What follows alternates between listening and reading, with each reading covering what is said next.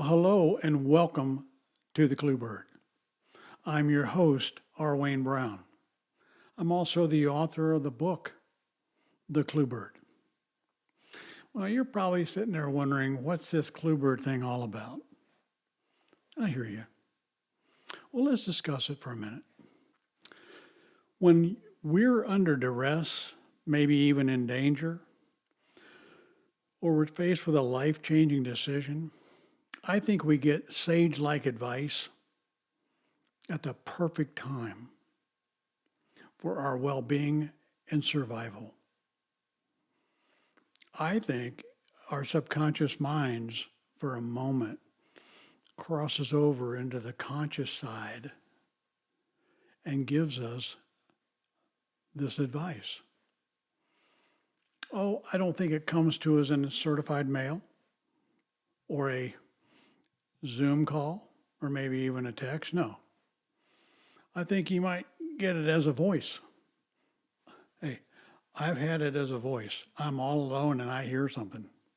I hear it. Don't deny it. It might come to you as a hint.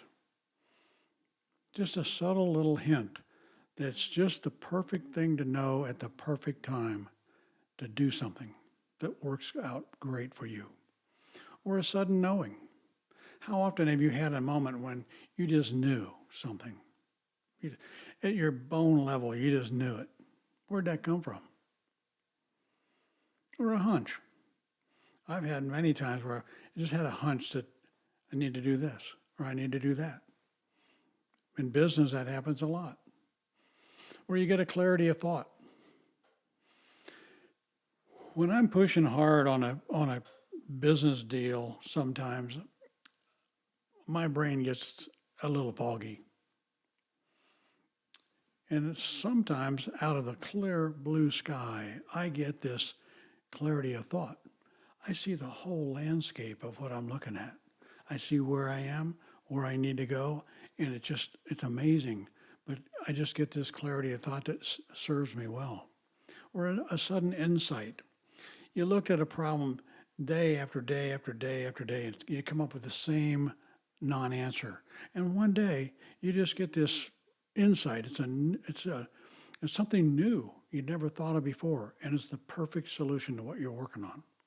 I recognize my clue bird early and often in my life. I've had many experiences with my clue bird. I was a fighter pilot for over 20 years. I've had many moments under duress. I've had many moments where it's a life-changing decision that you need to make, and you need to make it now. So I've gotten great advice at the perfect time through the years. I've always followed it, and it's helped me immensely in my life. Back in high school, I had this great job. I was a dishwasher in a local restaurant. I got off work one night, went out to my motorcycle, couldn't get it started. I'd kicked on that Kickstarter for half an hour, checked the gas, I did everything, wouldn't start. A couple of guys I'd worked with just got off work. They were walking by, going to their car, and they said, "Hey, just jump in the car, we'll take you home. You can come back tomorrow and fix this thing in the daylight. It'll work a lot better for you." I thought, that's a great idea.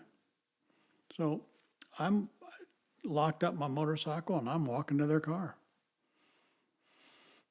And somewhere along there in that little walk, I heard a voice. I can remember this like it was yesterday in color, but the voice sounded like this: "Don't get in that car."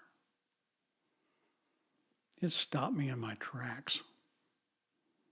I thought, I'm all alone. I just heard a voice. But I know one thing, I'm not getting in that car. So I made up this story. I said, hey, I think I'm going to call my brother. He's going to come down. He can come down here tonight. Maybe together we can get this thing fixed. Thanks a million for your offer. And they said, oh, yeah, sure, no problem. Hey, we'll see you next time. They got in the car and off they went. It was a tribute to their reputation as hot rodders. They sped off that lot, tires squealing, horn blowing, arms out the windows, and off they raced down the street. Wasn't that far from the restaurant when they had an accident and both of them were injured. So later that night, all by myself, I was sitting there thinking, wow, if I had gotten that advice after I was in the car, I probably would have ignored it. But I remembered, hey, back then, cars didn't have airbags. We didn't even have air conditioning. Worse, we didn't even have seat belts. So when you got in a car back in my day, if you got in an accident, you're probably going to get injured or worse. So I was sitting there feeling really lucky in my room. And in a moment of private honesty with myself, I kept thinking, where did that voice come from? Man, that thing saved me. And I heard it and I did it. And it got me out of a big jam. So I was wondering where that voice came from. And I felt really lucky sitting in my room, uninjured or worse. But that's when I realized, hey, this clue bird thing might be real. And I think everybody has a clue bird. Firefighters. You're in a burning building, you're upstairs, the room's filling up with smoke, you know you don't have much time. There's a staircase, there's a door, and a window. And you're thinking, if this gets much worse, we got to do something. And then at the perfect moment, you just know, and you go through that window, and your buds follow you. And later on that night, it proved to be a brilliant decision. The staircase collapsed. The major part of the fire was on the other side of that door, and we all got out, and we're safe. Or you're a cop. You've been riding along all afternoon. Everything is fine, and all of a sudden, that radio crackles, armed robbery in progress. And you light up the cruiser, and you're headed to danger. You pull in, get out, check your stuff, make sure you're ready to go. You follow your training. Somewhere in there, do you get a hint, a hunch, a clarity of knowledge?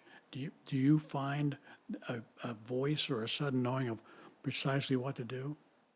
And you perform flawlessly. Or you're a fighter pilot. You're zipping along at night, everything's just fine.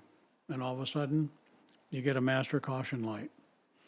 And you look down, and you've got a major mechanical problem. And your life just changed at 500 knots. What do? Well, you aviate, navigate, and communicate. You follow your checklist. You run the checklist. And somewhere in that mix of things you're doing, you get a clarity of thought or an insight or a sudden knowing of just precisely how this is going to play out. And it works out perfectly. Or you're a soldier. It's nighttime and you're in a firefight. You're the platoon leader. It's you and your buds. What do? You follow the orders, you follow your training. But when you figure, hey, do I go left? Do we go right? Do we stay? Do we rush? What do we do? All that comes from somewhere. And back at the base that night, everybody's safe, and you perform flawlessly as a platoon leader. Or you're just a regular person, like me, trying to decide to buy a car or a new house. Or I'm really, really troubled over, do I quit my job and get another job? Do I move to another state? You're under duress. You're faced with a life-changing decision. And somewhere in that mix, an insight or a sudden clarity, a hint comes to you, and you know what you're going to do. And it's perfect. So realize you have a clue bird. We all do. Hey, name it. Name your clue bird. But expect it to help you in difficult moments. Watch for it and listen for it. And when you get some advice or a sudden clarity of thought or a new insight or a voice or whatever, however it comes to you, there's no time for a chat call. There's no time to call your buddy and ask him what he thinks. This is a moment where you just got information to do something. Self-leadership. Do it. How did I give mine the name the Clue Bird? Well, I was probably a young captain in a fighter squadron a few years ago, and we were flying at night, and one of the jets had a serious mechanical problem. It was iffy. Anyway, the pilot in that jet performed flawlessly. Landed the airplane. Nobody was hurt. We were in the squadron ops room celebrating. It was pretty loud in there. And everybody's having a great time, and somebody behind me said to the pilot involved, hey, did the Clue Bird land on your shoulder and whisper great advice in your ear? The place went crazy. I mean, it erupted in laughter, added greatly to the partying. But I saw the look on that pilot's face, and I recognized that look because I'd had that look. I've had that look many times when the Clue Bird gave me a great insight or a great hunch or a sudden clarity of thought that really helped me perform. So later that night, I was in my room by myself, and I was reminiscing about many moments I've had with my Clue Bird where I've gotten great advice that really helped me.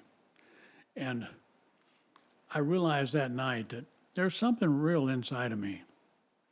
And so I decided then to name whatever you want to call this phenomena.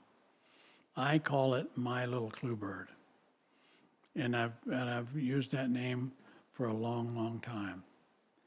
The Clue Bird is a metaphor for inner guidance under duress. It's a quiet wisdom, but it's always a call to self-leadership. The advice I've gotten from my Clue Bird throughout the years is always for me to do something, for me to lead myself, have a hint, a hunch, an insight, a voice, whatever it comes to me in, when I know that that's the absolutely right thing to do, I do it. And it's been worked perfectly my whole life. As a single dad, and my premature gray hair proves that I was a single dad of 2 kids, I gave them conversations about the Clue Bird for years. At dinner, at the dining room table, I'd reminisce either jet stories or business stories of how the Clue Bird, in a moment of duress or life-changing decisions, came to me, gave me some great advice at the perfect time. I did exactly that, and it worked out great. And I always told my kids, hey, you all have a Clue Bird. I invited them to look for it and to use it. I said, you get great advice at the right time in a tough moment. It'll save you the pain of that difficult situation. You get Clue Bird advice, use it. So, if the Clue Bird rings true for you, work to discover your inner voice, a voice that's always been there for you. Learn how to listen for it. And then, most importantly, use the advice.